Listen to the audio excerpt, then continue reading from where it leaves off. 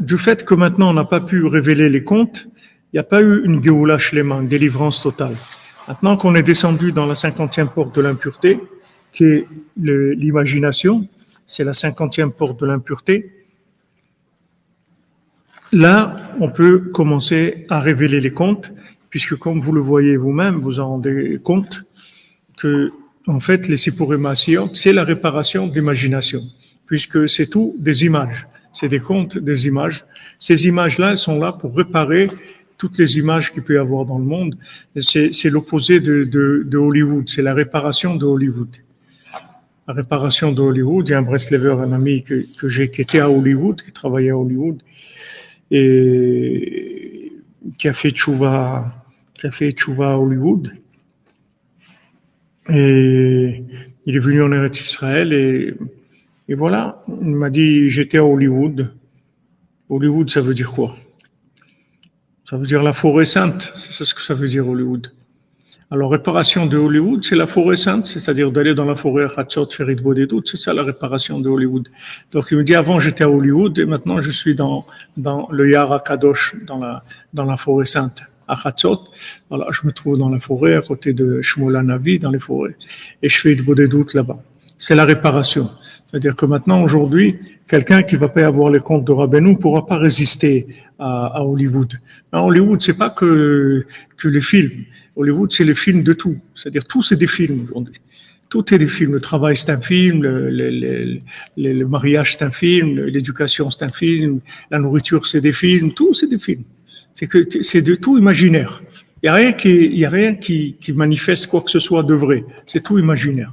Donc maintenant, pour réparer cette imagination, il faut une imagination qui soit plus grande que cette imagination-là, d'ailleurs dans la vérité.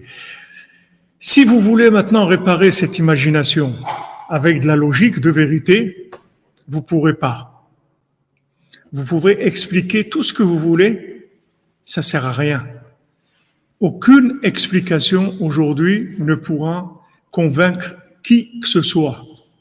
Aucun bon sens, aucune explication, parce que l'image, c'est plus fort que tout. Vous pouvez donner toutes les explications. L'image, il n'y a pas plus fort que l'image.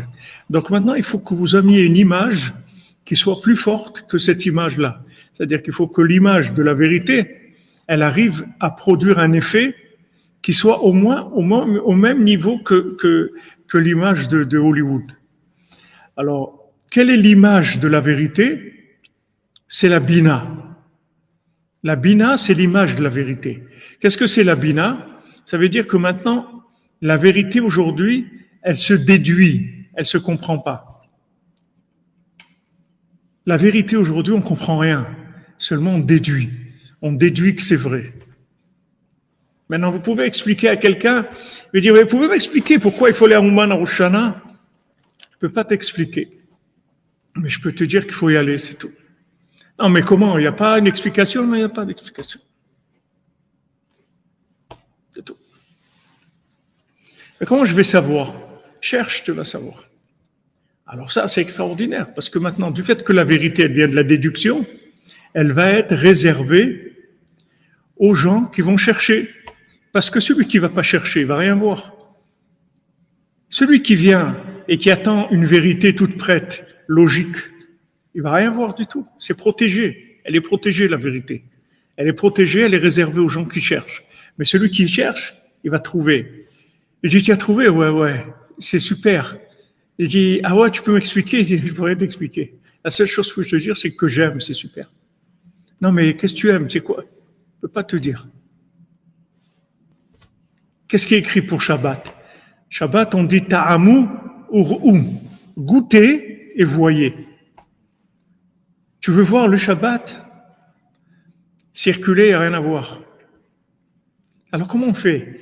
Goûte, et après tu vas voir. Goûte, rentre, cherche, avance, et après tu vas voir. Mais tu ne pourras pas partager ce que tu vas voir, parce que ce n'est pas quelque chose de logique, c'est que de la déduction. Et tout ça, vous le verrez dans l'histoire du fils du roi, du fils de la servante. Vous verrez comment il avance, et avec ça, vous allez vous allez comprendre comment il faut faire pour avancer. Parce que lui, quand Rabbeinu il a raconté ce conte-là, qui vient, c'est-à-dire qui est descendu dans le monde grâce à Napoléon, puisque Rabbeinu, il avait ce conte-là qui attendait en haut, et Rabbeinu, il attendait qu'il se passe quelque chose, un appel quelconque dans ce monde pour faire descendre le conte. Alors, comme Rabbeinu, il parlait toujours avec ses élèves, il leur a demandé, alors, quoi de neuf, comment ça va, qu'est-ce que vous racontez, etc. Ah, il dit, il y a quelqu'un fou, Napoléon, et tout, il veut conquérir le monde, etc. Alors, Rabbeinu, il a dit, ah, mais ce Napoléon, c'est un fils de servante, en fait. Rabbeinu l'a dit ça, il dit, ben justement, il y a une histoire comme ça, Rabbeinu l'a raconté l'histoire du fils du roi, le fils de la servante. Et Napoléon, si vous voulez, c'est celui qui est arrivé à l'inversion la plus grande qu'il y ait eu, c'est-à-dire faire rentrer la religion dans le pouvoir, dans la politique, faire dominer la politique par rapport à la religion. C'est-à-dire que la religion, elle va être gérée par la politique. Alors que c'est le contraire. La politique, elle est soumise à la religion et elle permet de gérer la religion. J'emploie le mot religion, c'est juste un langage, mais c'est un mot qui veut rien dire, mais c'est juste pour imaginer de quoi on parle. La foi, si vous voulez, disons la foi en Dieu. La foi, hein? La spiritualité, oui, mais avec la foi en Dieu, parce qu'il y a de la spiritualité aussi où il n'y a pas de foi, mais la foi en Dieu, c'est-à-dire Napoléon, c'est celui qui est arrivé au consistoire. Le consistoire, chez nous, mais c'est pas que chez nous. Chez nous, dans le judaïsme, c'est une image, c'est tout. Mais il a fait ça généralisé. C'était le principe de Napoléon, c'est faire gérer la foi par l'État. L'État, il gère la foi. Tu crois en Dieu, pas de problème, mais c'est géré par l'État. On te paye la synagogue, pas de problème. Le rabbin, on va lui donner un salaire, pas de problème. Mais le rabbin, il est en dessous le président. Il faut qu'il y ait un président, et ce président, on va le choisir. Il ne faut pas qu'il soit trop religieux. Il faut qu'il soit beaucoup plus installé dans le monde social que dans la religion. Il faut que ça soit un médecin, un avocat, un directeur de banque, un truc. Et lui, c'est le président de la communauté. En dessous du président, il y a un rabbin. Et le rabbin, c'est le larbin. C'est-à-dire qu'il est là, et le président lui dit, bon, ce dimanche, on fait dimanche cuisine chinoise. Hein? Ah bon, d'accord.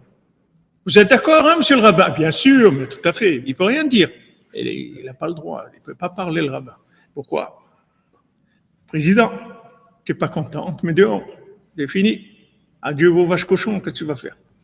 Reste tranquille, c'est tout. Ça, c'est le principe de Napoléon. Napoléon, c'est la plus grande clipa qu'il y a eu dans le monde. C'est pas une petite clipa. Si Rabbeinu, il a tué Napoléon, Rabbeinu n'a jamais tué personne. Rabbeinu, il a détruit Napoléon. Pourquoi? Parce que Rabbeinu a vu que Napoléon, c'est la fin. C'est-à-dire que si Napoléon, il avait continué, il aurait terminé le monde. Parce qu'il aurait mis complètement la foi sous le pouvoir de l'État. C'est-à-dire la foi, elle aurait été aussi gérée par de la logique. Même la foi, on aurait trouvé comment la gérer dans la logique. C'est pour ça que Napoléon aussi, il a deux nouns comme Rabbeinu. C'est-à-dire il y a un noun au début, un noun à la fin.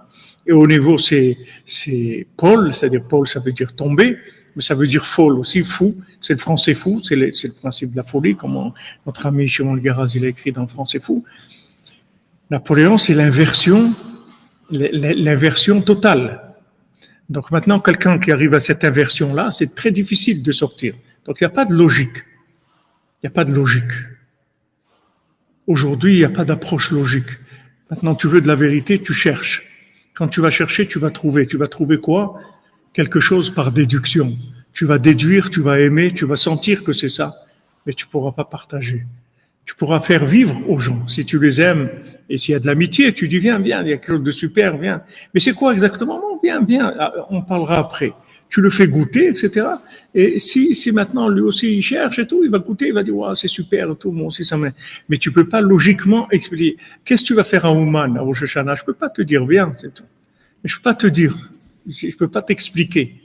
Une fois que la personne elle est venue et tout, après elle a goûté. Alors à ce moment-là, elle voit, elle déduit, etc. Donc le médicament, le remède d'Hollywood, c'est Sipurei Maasiot. Sipurei Maasiot, il n'y a pas d'explication. C'est réservé, c'est sécurisé, c'est réservé aux chercheurs, c'est tout. Tu cherches pas, mais rien, qu'est-ce qu'on a dit? On n'a rien dit. Il y a une princesse, ça veut dire quoi ça? Tu vois bien, ça veut rien dire du tout, c'est une histoire, c'est tout. On n'a rien dit. Tu cherches pas, tu vas passer à côté complètement. Tu cherches, oh, ça va te parler, tu te dis, mais c'est extraordinaire ça. Tu as entendu ce qu'il a dit? Bon, qu'est-ce qu'il a dit? Il a rien dit. Tu cherches, ça va te parler. Tu dis, mais c'est moi ça, c'est ma vie. Mais il a tout dit là, mais il n'a rien dit. Qu'est-ce qu'il a dit? C'est réservé, sécurisé. Sécurisé, c'est une vérité qui est réservée. Sécurisée aux chercheurs, c'est tout. Tu cherches, tu trouves. Tu cherches pas, tu trouves pas. Tu verras rien du tout. Rien du tout. Et ça, c'était pas possible en Égypte. On pouvait pas. En Égypte, il n'y avait pas il y avait pas la déduction parce qu'il n'y avait pas eu encore le don de la Torah. Donc c'était impossible. Donc on n'a pas pu révéler Sipurei Maasiot. Et comme il n'y avait pas eu les Sipurei Maasiot, il n'y a pas Geoula Shlema. Il n'y a pas de délivrance maintenant complète. Maintenant qu'on a les Sipurei Maasiot, la délivrance complète, elle est là, en potentiel. Maintenant, il faut chercher. Si tu cherches, tu trouves. Donc Rabbeinu, il a dit, expliquer les Sipurei Maasiot, vous ne pourrez pas. Rabbi Nathan, il dit, il n'y a aucune explication possible. Mais la déduction que tu vas faire sur les comptes, elle est au-dessus de toutes les explications de tout ce qui existe et qui a existé, de tous les enseignements de la Torah, de tout. Dans un mot de Sipurei Maasiot, tu as plus de déduction que toute la Torah entière dans tout ce qui a été écrit dans tous les domaines. Un mot de Sipurei Maasiot, un seul mot de Sipurei Maasiot. Dedans, tu as plus que tout. C'est comme si tu as un robinet, tu vois, il est petit, le robinet. Et à côté, tu as des bouteilles, plein de bouteilles, tu as un stock de milliers de bouteilles. Et ce robinet-là, c'est plus que toutes les bouteilles.